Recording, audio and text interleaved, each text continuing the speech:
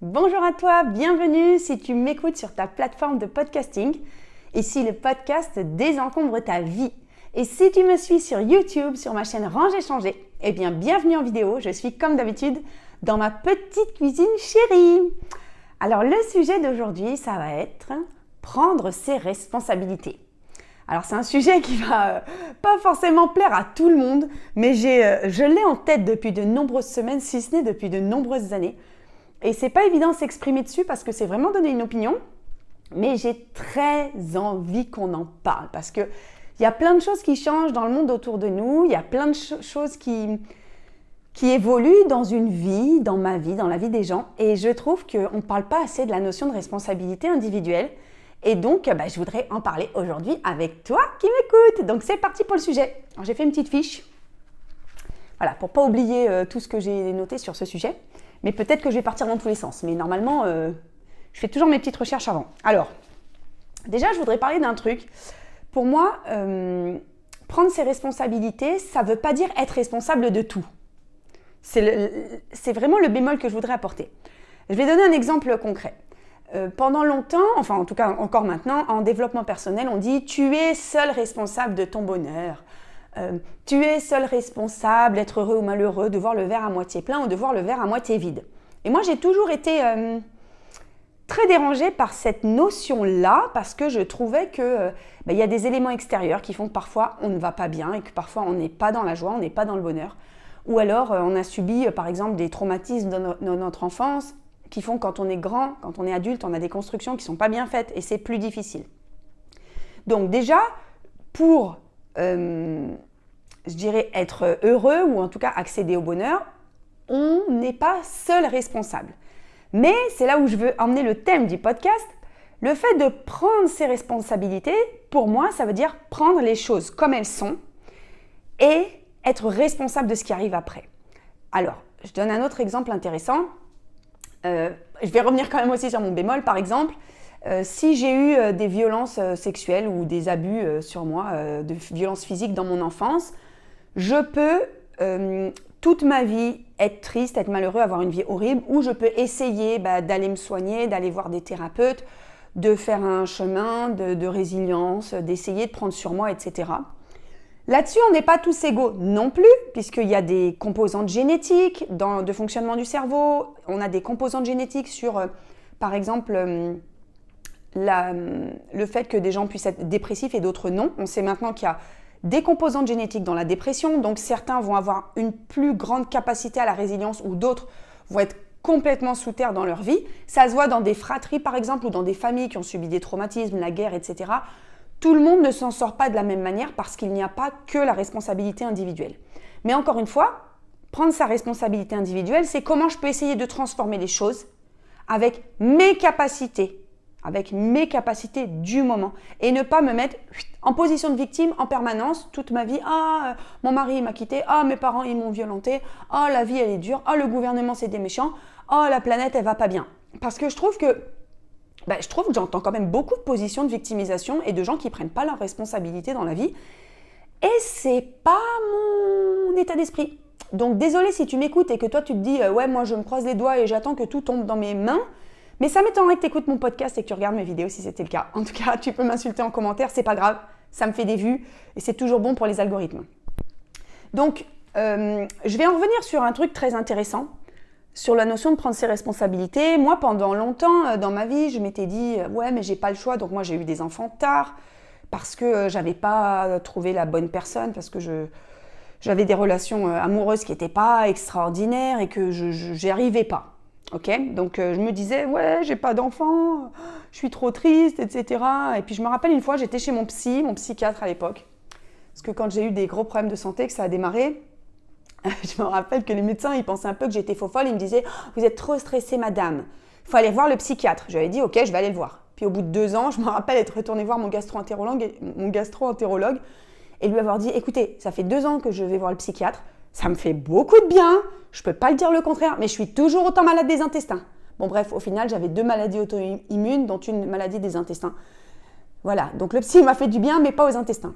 Tout ça pour dire qu'une fois, j'étais devant mon psy et puis je lui ai dit « Docteur, vous savez, en fait, moi, ma vie aujourd'hui, j'ai pas eu le choix. Il m'a dit, si, on a toujours le choix. Je lui ai dit, non, on n'a pas toujours le choix, c'est un non-choix. Moi, je voudrais avoir une famille avec des enfants et tout, mais voilà, ça ne se présente pas, donc c'est pas un choix, c'est un non-choix. Et je me rappelle qu'il m'avait répondu, même un non-choix est un choix. Alors là, je m'étais dit, le salaud, j'aime pas ce qu'il dit, non, c'est pas vrai, non, c'est trop facile. Et en fait, il avait raison. Parce que j'avais analysé que la position dans laquelle j'étais, la position personnelle, j'étais plutôt en rumination de certaines choses. J'avais pas pris assez ma responsabilité pour me sortir le doigt des fesses et reprendre mon moral. Alors, j'ai des problèmes de santé de gros problèmes de santé qui s'étaient greffés sur la chose. D'où ma réflexion de nous ne sommes pas seuls responsables de notre bonheur, mais je suis seule responsable de sortir de ma merde. Voilà, je suis seule responsable de prendre en main ma santé. Ce que j'ai fait depuis plusieurs années, si tu me suis, tu le sais.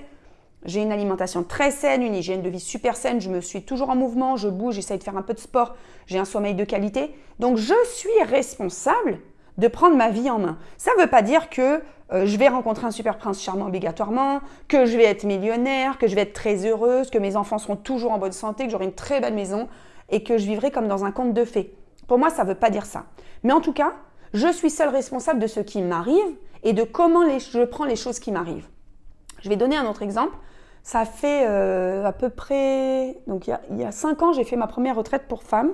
Et déjà à ce moment-là, je me rappelle avoir dit que je n'écoutais plus les informations. C'est-à-dire que avant, j'étais une droguée de France Info, France Inter et compagnie. La politique, j'étais très férue de politique. Je suis dans une famille qui était très politisée. Je viens d'une famille qui était très politisée. Et je trouvais ça très intéressant, la vie de la cité. Je sais pas moi, les mouvements, les mouvances citoyennes, l'espoir de la politique, en tout cas qu'on pouvait faire bouger les choses, etc. Et puis un jour, je me suis dit, mais en fait, toutes les informations que je fais rentrer dans mon cerveau, je suis responsable, je suis seule responsable de les faire rentrer dans mon cerveau. Et comme je suis quelqu'un qui a énormément d'empathie, que je suis très sensible, moi, je pouvais me rendre malade pendant une semaine pour une info qui se passait à l'autre bout du monde. Un enfant qui est mort à l'autre bout du monde, je peux y penser pendant 20 ans. Donc, je me suis dit, puisque je me connais, je suis la seule responsable de prendre soin de ma santé mentale. Donc, de m'épargner des stress que je peux m'épargner. Et aussi, de me dire, Nadia, sois honnête envers toi-même, ça ne te rend pas moins empathique si tu n'es pas au courant de ce qui se passe à Kuala Lumpur ou, je sais pas moi, à Ouagadougou. Et ça ne te rend pas moins humaine. Parce que moi, je considérais que être humaine et être dans la solidarité avec mes frères humains, c'était savoir tout ce qui se passe dans le monde. En fait, pas du tout. Ça, c'était me couper les jambes, me bousiller mon énergie créatrice et me bousiller mon énergie que je pouvais mettre justement dans l'empathie. Et ça m'empêchait d'avancer. Donc, je me suis dit, je suis seule responsable de ce qui rentre dans mon cerveau, donc je ne veux plus que tout ça rentre dans mon cerveau. Et aujourd'hui, je le vis bien et je l'assume. Mais j'ai mis longtemps à l'assumer parce que vraiment, je trouvais que c'était un manque d'empathie de ma part envers mes frères humains. Donc ensuite, dans la notion de responsabilité, c'est aussi qu'est-ce que je veux faire de mon avenir. Qu'est-ce que je veux faire à partir d'aujourd'hui, qu'est-ce que je veux projeter pour mes 20 prochaines années. Tu le sais peut-être, toi qui m'écoutes, moi j'aime souvent dire que j'essaye de me projeter sur les 3 prochaines années, 5 prochaines années, 20 prochaines années, et que je suis responsable des décisions que je prends aujourd'hui. Je te donne un exemple. Cet été, au mois de juillet, j'organise une retraite pour femmes avec mon amie et coach Fanny Perron. C'est une retraite où on emmène 15 femmes. Ça s'appelle « Désencombre ta vie pour t'en créer une sur mesure ». Pourquoi je te parle de ça? Parce que moi, en 5 ans, les 5 dernières années, j'ai fait 2 retraites pour femmes dans lesquelles j'ai vraiment posé des jalons qui étaient importants pour moi. Et c'est le même sujet que ce que je vais traiter dans ma propre retraite, celle que j'anime moi-même, donc je suis très contente. C'était important pour moi de prendre mes responsabilités et de me dire, Nadia, qu'est-ce que tu veux pour les prochaines années en tant qu'actrice de ta vie? Tu vas pas te laisser balloter dans les flots de la maternité, du couple, de la famille, du boulot, et puis te retrouver dans 20 ans à dire, purée, j'ai rien fait en fait. J'ai fait que bosser, j'ai fait que bouffer, et je suis en mauvaise santé. Et en fait, j'ai pris ma responsabilité de me dire, je paye, parfois même très cher, des retraites, des formations de développement personnel, des formations intellectuelles, en tout cas des formations pour apprendre de nouvelles compétences, parce que je prends la responsabilité de miser sur moi et de m'élever. Ça peut paraître pompeux, ça ne l'est pas du tout. C'est pour dire qu'un jour, je me suis dit, je suis seule responsable en fait de mon avenir des 20 prochaines années, d'autant que maintenant je suis séparée. Donc je suis seule responsable d'aller bien dans ma tête pour mes enfants, d'aller bien dans ma tête pour moi-même, d'aller bien dans mon corps. Et je ne pourrais pas blâmer l'environnement. Oh, je ne savais pas que dans les charcuteries, il y avait des conservateurs qui ne sont pas bons, donc je meurs d'un cancer du côlon. Non, je suis informée. Donc il y a des choses dont je suis informée. Je ne regarde pas les informations, je ne regarde pas la télé, mais j'ai quand même des sources d'informations qui sont choisies. Donc pour moi, je prends mes responsabilités. Et même les choses dont je ne serais pas informée et qui auraient une influence négative sur ma vie, eh ben, je prendrai ma responsabilité à ce moment-là d'ajuster ma vie ou d'adapter mon rythme de vie. Je donne un autre exemple très intéressant pour moi qui me fait beaucoup cogiter en ce moment, c'est sur l'intelligence artificielle. Donc on voit des grands débats sur les gens qui disent on est en train de bousiller notre civilisation, je le pense aussi. On est en train de se tirer une balle dans le pied, 50% des métiers auront disparu dans 10 ans et il y a déjà 25% des entreprises mondiales qui font appel à l'intelligence artificielle pour se passer d'un humain. Okay, 25% des entreprises dans le monde qui se sont déjà tournées vers l'intelligence artificielle pour se passer des services d'un humain. Donc c'est énorme, ok ? On a deux possibilités, où on se révolte. Ouais, c'est pas juste, c'est pas normal, on est des fous, on est des cons. Ce que je pense déjà que les humains, nous sommes fous, parce qu'on est la seule espèce animale à chier dans sa soupe. Je suis désolée du terme, mais à se tirer une balle dans le pied. Mais c'est un fait. Donc je peux faire une dépression, me dire on court à notre perte, l'humanité court à sa perte, on détruit la biodiversité, on détruit notre poumon, notre alimentation, notre lieu de vie. Mais pour moi, c'est un fait. Si je continue à me stresser de ça, je ne vais plus dormir. Donc, je prends mes responsabilités et je me dis, qu'est-ce que je fais de ces informations ? Qu'est-ce que je fais ? Je m'adapte, je fais avec, je projette pour les 3 prochaines années, 5 prochaines années, 20 prochaines années et je projette aussi mon projet de parent sur mes enfants. C'est-à-dire que forcément, je vais les orienter, les aider. Pour moi, la plus grande responsabilité en tant que parent, que je puisse avoir en tant que mère vis-à-vis de mes enfants, c'est pas de leur dire il faut faire tel métier, ou bien faut être bon en maths, même si pour moi c'est important d'être bon en maths, mais c'est de leur donner une capacité d'adaptation. Voilà, c'est la seule mission que je me suis mise, c'est mes enfants, il va falloir que vous soyez, j'allais dire des hybrides, des mutants, ce que vous voulez, mais que vous ayez une capacité d'adaptation énorme. Parce qu'au vu de la situation de la planète, au vu de la situation de l'intelligence collective humaine, qui ne va pas forcément vers l'humanisme, eh bien, il va falloir qu'ils s'adaptent. Si les océans montent de 2 mètres, il va falloir qu'ils s'adaptent. S'il y a des 3 milliards de migrations climatiques, il va falloir qu'ils s'adaptent. Il va falloir qu'ils apprennent à bouffer, à cultiver la terre, à se battre, comme je dis souvent, comme dans le roman Ravage de Barjavel. Mais ça sera d'abord ma responsabilité de leur inculquer cette valeur qui m'est propre, et leur responsabilité ensuite. Et bien sûr, on pourra pleurer et dire « Ouais, c'est pas juste, le gouvernement, c'est des méchants. Ouais, c'est pas bien, les tyrans, les dictateurs, ils ont bousillé la planète. » Ok, mais tu fais quoi, toi, individuellement, dans ta responsabilité personnelle ? Donc, je suis consciente qu'il y a des gens qui vont pas être d'accord du tout. En France, il y a beaucoup de gens qui remettent tout en compte et qui remettent tout sur l'État. C'est pas du tout mon point de vue. Il faut savoir que l'État, c'est nous. L'État, c'est nous. D'accord ? Donc, quand on dit l'État, c'est des salauds, c'est des cons. L'État, c'est nous. C'est nous, c'est les citoyens, l'État. Donc, si ça va pas bien, c'est que nous, on va pas bien. Si la planète va pas bien, c'est que nous, les humains, on va pas bien. Et ça va pas bien dans notre tête. Donc, prenons nos responsabilités. Moi, je dis souvent, s'il y a une cause qui nous plaît, il faut agir dans cette cause, même si on peut penser que c'est à fond perdu. Moi, je crois vraiment que tout... Ça fait monter l'émotion de Nadia. Je crois vraiment que tous les petits pas sont importants. Moi, je suis je vais pas dire très investie, mais en tout cas très sensible au niveau de l'égalité des chances pour les filles et les garçons et au niveau de la lutte pour la protection de la planète. Eh ben, je fais mes actions, mes petites actions de colibri. Je prends mes responsabilités. Sur mon lit de mort, je ne dirai pas à mes enfants « Ah, j'ai rien fait ». Quand ils me diront « Maman, qu'est-ce que tu as fait ? Qu'est-ce que tu as fait de positif pour essayer de changer les choses ?» Je leur dirai « j'ai fait des choses pas bien parce que j'ai fait des vidéos sur YouTube qui ont consommé énormément de gaz à effet de serre, parce que le web, c'est pas bien, mais au bout d'un moment, il faut quand même essayer de faire des choses. On ne peut pas rien faire sans communiquer. Mais je leur dirai, voilà ce que j'ai fait. J'ai mis en place des actions. Je vous dis pas tout, mais je fais des choses. Et je leur dirai les actions que j'ai faites pour essayer de diminuer en tout cas le mauvais impact de l'humain sur la planète. Et ça, pour moi, c'est prendre ma responsabilité individuelle qui correspond à mes valeurs et à mes choix. Bien sûr, on n'a pas tous les mêmes choix et les mêmes valeurs.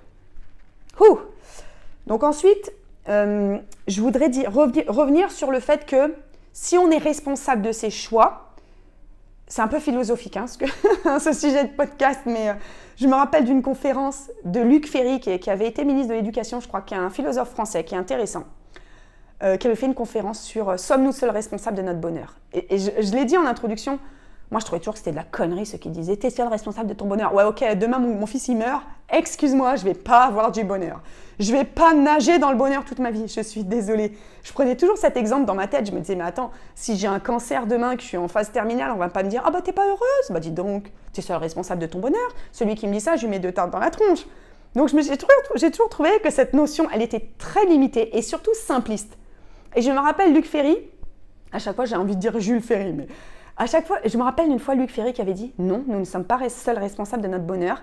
Il y a des situations, des conditions extrinsèques qui peuvent nuire à notre bonheur. Et j'avais adoré. Il avait dit, si l'un de mes enfants est gravement malade d'un cancer, je ne serai pas heureux. La seule solution pour être seul responsable de son bonheur, ce serait d'être un ermite, de vivre dans une grotte et de n'avoir aucun attachement social. Ah, merci Monsieur Ferry. Il avait répondu à ma réflexion. Il est philosophe, je ne le suis pas. Mais, ok, on est seul responsable de ce qu'on fait des choses. Le jour où, moi je connais des gens, tout le monde en connaît malheureusement, qui ont perdu un enfant. J'en connais plusieurs. Ok, ils sont responsables de se dire, est-ce que je saute par la fenêtre ou est-ce que je continue à vivre? Ceux qui me regardent sur YouTube, j'ai fait des guillemets pour vivre. Ou en tout cas, est-ce que je survis? D'accord, ils sont seuls responsables de ça, mais c'est un choix pourri. C'est un choix pourri. Est-ce que tu sautes par la fenêtre ou est-ce que tu as une vie de merde? De toute façon, les choix, ils sont nuls. Je suis désolée des gros mots, mais... Donc pour moi, ils ne sont pas responsables de la situation d'avoir perdu un enfant. Ok, ils ont une part de responsabilité sur comment ils peuvent transformer les choses ou la vie qu'ils souhaitent mener après. Mais même ça, il y a une composante génétique, il y a une composante de, je dirais, de sociale, c'est-à-dire comment est-ce qu'ils ont été, quelle était leur situation dans leur vie avant. Je donne un exemple d'une amie à moi qui est devenue veuve à 30 ans avec un bébé de 2 ans et enceinte. C'est une situation qui est terrible et qu'on souhaite à personne. Mais je me rappelle avoir eu une réflexion de me dire, elle était hyper bien assurée. Son mari est mort dans un accident du travail. Ils ont eu la maison qui était payée, l'appartement qui était payé, la voiture qui était payée. Il y a eu une rente pour ses enfants. Et je me rappelle, horriblement peut-être, m'être dit, quand même, elle a déjà ça en moins en fait. Au moins, elle a son appartement qui est payé, elle n'est pas obligée de déménager, de toucher un salaire misérable, d'aller au resto du cœur. Au moins, le financier, ça l'aide un peu. Et c'est pas rien. Donc ça, c'est une condition extérieure qui fait qu'elle a pris ses responsabilités et d'ailleurs, elle a hyper bien rebondi et elle a été d'une grande résilience sur ce point, vraiment, bravo, parce que tout le monde n'en est pas capable, mais elle a quand même été un petit peu aidée par la vie. Donc c'est en ça que, oui, on est responsable de comment on tourne les événements, mais on a parfois des petits coups de pouce qui peuvent nous aider. Donc, pour revenir sur mon sujet, c'est un peu, j'ai fait thèse, antithèse, synthèse dans tous les sens, donc désolée pour ma dissertation de philosophie, mais moi, ce que je voudrais vraiment amener, c'est prenons un peu plus nos responsabilités individuelles dans toutes les phases de notre vie. N'attendons pas l'État-providence, n'attendons pas l'héritage de nos parents, parce que ça aussi, je l'ai déjà entendu plusieurs fois.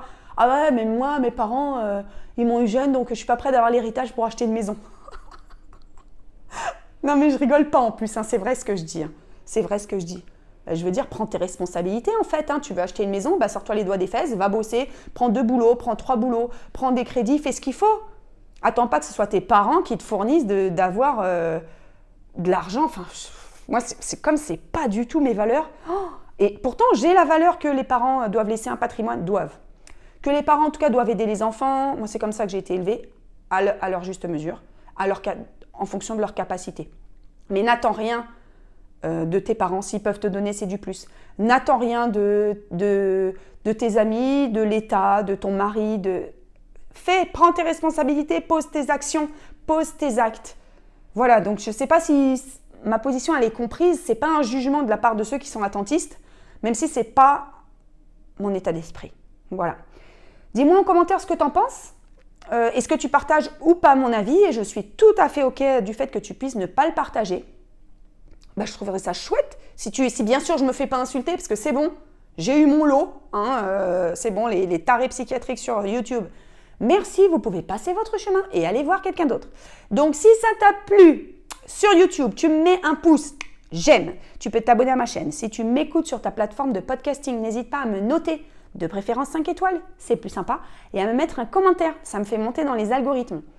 Et si ça t'intéresse, j'avais fait une vidéo, un podcast qui s'appelle les 4 accords Toltec, tu dois connaître, c'est vraiment sur reprendre le contrôle sur ses émotions, ses paroles et ses actes dans la vie. Moi, j'aime beaucoup les 4 accords Toltec, ça peut être vraiment en résonance avec ce sujet. Donc, si ça t'intéresse, tu peux aller regarder dans mes épisodes de podcast. C'est dans les tout premiers, ça doit être le 6 ou le 7e à peu près. Donc, n'hésite pas.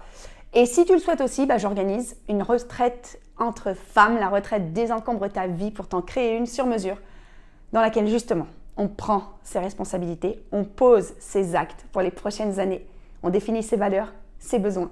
Et surtout, on prend une bonne dose de bonne humeur et de pause au bord d'une piscine géniale à côté de Montpellier. Si ça t'intéresse, tous les renseignements seront en dessous le contenu. Je te fais des gros bisous, je te dis à bientôt. Merci beaucoup pour ton soutien, merci à toutes et à tous de m'écouter, toujours plus et plus nombreuses. Ciao, ciao, à bientôt.